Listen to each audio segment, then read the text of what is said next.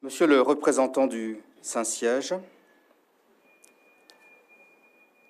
Madame la vice-présidente du Conseil régional, Monsieur le vice-président du Conseil départemental, Monsieur le maire de Toulouse, président de Toulouse Métropole, Monsieur le grand rabbin de France, Monseigneur, Monsieur le président du CRIF Midi-Pyrénées, Monsieur le coordonnateur régional du mémorial de la Shoah, Madame la Première Présidente, Mesdames et Messieurs les représentants des autorités civiles, militaires et religieuses, Mesdames et Messieurs, nous sommes rassemblés aujourd'hui pour faire mémoire d'un homme et d'un acte. Mémoire d'un homme parce que personne ne peut être réduit à une seule action, aussi courageuse et importante soit-elle. Mémoire d'un acte, car il arrive qu'un écrit, une simple lettre, mais quelle lettre, infléchisse le cours d'une vie et constitue le prisme à partir duquel sera lu et interprété dans la mémoire d'un peuple toute la vie et l'œuvre d'un seul homme. Jules Géraud Saliège, alors archevêque de Toulouse, a posé un tel acte en août 1942. Faire mémoire de cette action, faire mémoire de cette personne aujourd'hui, ce n'est pas faire œuvre de sciences historiques ou hagiographiques. C'est considérer et déplorer ensemble la façon dont l'enchaînement insidieux des lâchetés et des compromissions humaines a pu amener l'autorité civile à prendre des décisions qui ont conduit à la déportation de tant de Juifs vers une mort atroce.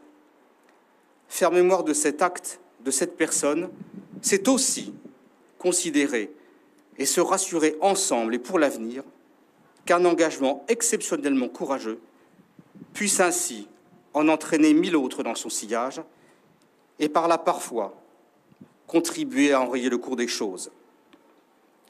À proximité de Toulouse, en 1942, il y avait deux camps, celui de Noé et celui du Récébédou.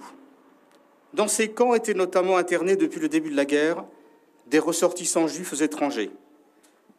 La loi d'exception du 4 octobre 1940 permettait en effet l'internement immédiat des juifs étrangers dans des camps spéciaux par décision du préfet de leur lieu de résidence. Plusieurs centaines d'entre eux ont été déportés en août 1942 vers les camps de la mort. Après les premières déportations des 8 et 10 août, les membres des associations caritatives qui étaient présentes racontèrent à Monseigneur Saliège ce qui s'était passé, notamment au Récébédou. Je cite un de ces témoignages rapportés par l'historien Patrick Cabanel. Les partants ont été obligés de faire à pied le trajet qui sépare le camp de la gare de Portet-Saint-Simon. C'était un spectacle hallucinant de voir ce cortège composé pour la plupart de vieillards et de malades, et parfois même d'infirmes, traînant avec difficulté leurs bagages à main et trébuchant à travers les champs, les raccourcis. Il a fallu presque 2 heures à ces malheureux pour faire le trajet de 2 kilomètres. Les plus malheureux étaient certainement les vieilles femmes, obligées de s'arrêter tous les quelques pas, avec des larmes dans les yeux et n'en pleurant plus pitié. Le président Jacques Chirac, en 1995, et tous ses successeurs à sa suite, et notamment le président de la République en juillet de cette année, ont reconnu sans ambiguïté la responsabilité de l'État français, qui était à Vichy, ainsi que le zèle tragique de certains hauts fonctionnaires, dans l'anticipation et l'accompagnement des directives de l'occupant. Dans un contexte où l'État, qui est censé protéger le droit et la justice, avait trahi ses valeurs les plus fondamentales, une voix, une plume s'était levée. Elle était celle d'un homme lourdement handicapé qui marchait, parlait et écrivait avec difficulté. Cette écriture douloureuse se condensait dès lors en fulgurance, en phrases courtes et définitives, ces phrases qui ont été lues tout à l'heure. 23 lignes le 23 août. Et tout était dit. ou à tout le moins, tout était là pour qui acceptait de lire entre les lignes. La philosophe Hannah Arendt fait remonter l'origine du concept d'autorité à l'époque de la République romaine et à son régime bicéphale. Il y avait deux têtes, le Sénat et le peuple de Rome. Le pouvoir était au peuple, l'autorité était au Sénat. L'autorité, auctoritas en latin, dérive du verbe augere, qui veut dire augmenter.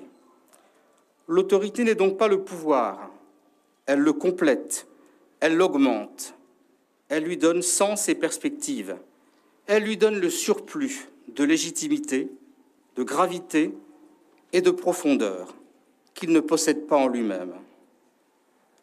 En France, après l'armistice, le gouvernement de Vichy a, le 10 juillet 1940, renié les valeurs républicaines en demandant aux deux chambres du Parlement de lui confier les pleins pouvoirs constitutionnels, ce que les parlementaires ont accepté à une écrasante majorité des présents, à l'exception de 80 d'entre eux. Le gouvernement de Vichy s'en trouvait alors apparemment légitimé et cumulait sur sa tête le pouvoir et l'autorité. Et c'est ce reniement des valeurs universelles de liberté, d'égalité, de fraternité qui fondent notre société, ce reniement drapé d'une apparente légalité et légitimité qui a conduit notamment à l'adoption de mesures iniques, humaines et dramatiques. Je veux parler des deux statuts des Juifs, les rejetant du corps social, faisant d'eux des parias, puis à la collaboration active, à la déportation et aux atrocités des camps de la mort. Mesdames et messieurs, la lettre de Monseigneur Saliège, c'est la parole d'une autorité supérieure, d'une autorité morale sans contrainte, si ce n'est celle de la conscience, de la bonne foi et de la bienveillance face à un pouvoir autoritaire soumis à l'Allemagne nazie. Monseigneur Saliège, archevêque, bénéficie d'un pouvoir de résistance spirituelle dès 1940, qui s'amplifie en rompant avec les orientations du gouvernement de Vichy à compter de l'adoption du second statut des Juifs en 1941, comme l'indique l'historien Jean Estèbe. Il dispose seulement d'un pouvoir hiérarchique sur son clergé. Le pouvoir, par exemple, d'ordonner aux prêtres de son diocèse de lire sa lettre en chair, et encore, certains hésiteront à le faire et d'autres ne l'ont pas fait. Jules Géraud-Saliège n'a de pouvoir coercitif sur personne. Il est impuissant à enrayer les décisions de déportation des Juifs vivant dans les camps de Noé et du Ressébédou. Il a même des difficultés à faire faire à son corps ce que son esprit lui dicte. Et pourtant, par un cri qui répond au cri des malheureux parqués comme du bétail dans ses wagons de marchandises, par ces quelques mots, lumineux de simplicité et de clarté, par ce risque aussi qu'il prend pour lui-même et ses plus proches collaborateurs, Jules Géraud-Saliège, avec un courage exceptionnel, moral, intellectuel et physique, fait preuve d'autorité au sens plein du terme. Il montre la voie dans cette période de tourmente. Il augmente, il fait grandir, et ils sont nombreux tant l'électrochoc de sa lettre est grand, ceux qui vont ainsi comprendre et qui se sentent désormais autorisés à franchir le pas, à prendre des risques eux-mêmes pour sauver des innocents, pour devenir des justes parmi les nations. Monseigneur Saliège, en dénonçant l'intolérable, le point au-delà duquel une conscience morale ne peut faire aucun compromis, réactive ainsi dans l'imaginaire des Français l'image ancestrale des évêques défenseurs de la cité, au temps des invasions barbares de la fin de l'Antiquité. Ce moment où le pouvoir de Rome s'est effondré, où les structures administratives et régaliennes disparaissent. Ainsi en est-il d'Exupère, lointain prédécesseur de Saliège, sur le siège épiscopal de Toulouse, qui se serait dressé contre les Vandales au début du Ve siècle pour défendre la ville avec succès, comme le rapporte saint Jérôme. Il incarne parmi d'autres la figure du défenseur de la cité celui qui ose se dresser contre l'inacceptable, celui qui fédère ses concitoyens contre l'injustice et pour la protection des plus faibles au péril de sa vie. Monseigneur Saliège n'a aucun pouvoir, mais il porte une parole d'autorité claire et carrée, comme un diamant mal dépoli, mais dont la fraîcheur de l'extraction garantit l'authenticité. Une parole nourrie de la conscience limpide qu'il a depuis de nombreuses années avec son évêque auxiliaire, Monseigneur de Courrèges, et le recteur de l'Institut catholique, Monseigneur de Solage, risque des dangers vitaux pour l'humanité que constitue l'idéologie nazie et l'antisémitisme.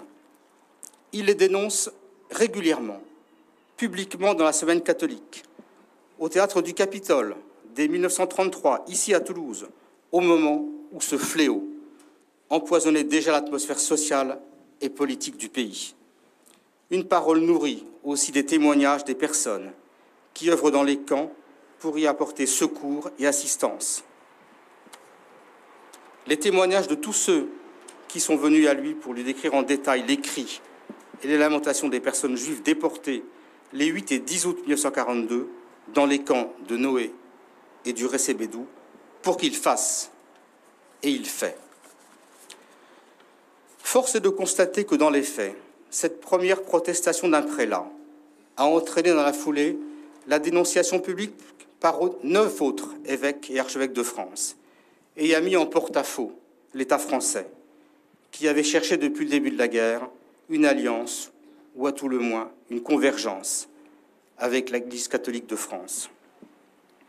Anticipant ce risque, le préfet de Haute-Garonne d'alors cherche à interdire la lettre, à interdire sa lecture, et puis, n'y parvenant pas, à en limiter la portée en faisant changer 2 mots.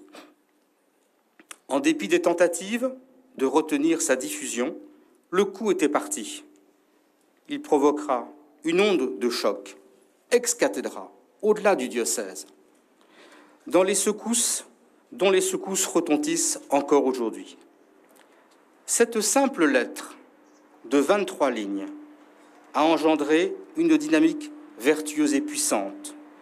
Tout ne procède pas d'elle, mais elle a fixé l'armature des actions humbles et héroïques qui se sont déroulées dans le diocèse de Haute-Garonne, devenu diocèse refuge pendant la guerre. La portée de cette lettre s'est largement élargie, rapidement, jusqu'à encourager toutes celles et ceux qui résistaient à l'oppression, chrétiens et non chrétiens. L'historien Jean Estève soulignant d'une mention spéciale le rôle du clergé catholique. C'est aussi cette universalité du message et ses effets que nous commémorons aujourd'hui. Et cette assemblée réunie ici témoigne du caractère universel et de l'actualité de ce message. La lettre de Jules Géraud Saliège a constitué, il y a 80 ans, une boussole dans la tourmente de la guerre et de l'occupation. La conscience, l'indignation et la détermination d'un homme soucieux de son prochain, porté par une autorité morale universelle. Par cet acte, il réactivait du fond des âges le besoin profond et inexprimé des Français qui se sont sentis ainsi autorisés à porter secours aux opprimés et à résister à l'oppresseur. L'autorité de cette parole, au sens le plus large et le plus noble du terme, les a mis en mouvement. Le 17 juillet dernier, le président de la République a eu ces mots lors de la commémoration de la rafle du Veldiv, alors qu'il dénonçait la trahison et le renoncement à l'esprit de la République que constituait le régime de Vichy. Je cite : « La République et l'esprit de la France n'étaient pas à Vichy, pas à Paris, pas à Drancy. La République vivait sous la plume du cardinal Saliège, écrivant publiquement, dès le 23 août 1942, « Les Juifs sont des hommes, les Juifs sont des femmes. Tout n'est pas permis contre ces hommes, contre ces femmes, contre ces pères et mères de famille. Ils font partie du genre humain, ils sont nos frères, comme tant d'autres. »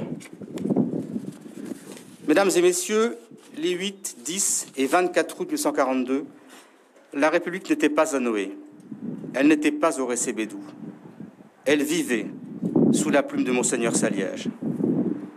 Pour faire vivre la République et l'esprit de la France, puissions-nous toujours nous inspirer de la noblesse et de la grandeur de cette autorité que Jules Géraud-Saliège, cardinal, compagnon de la Libération et juste parmi les nations, a su incarner le 23 août 1942.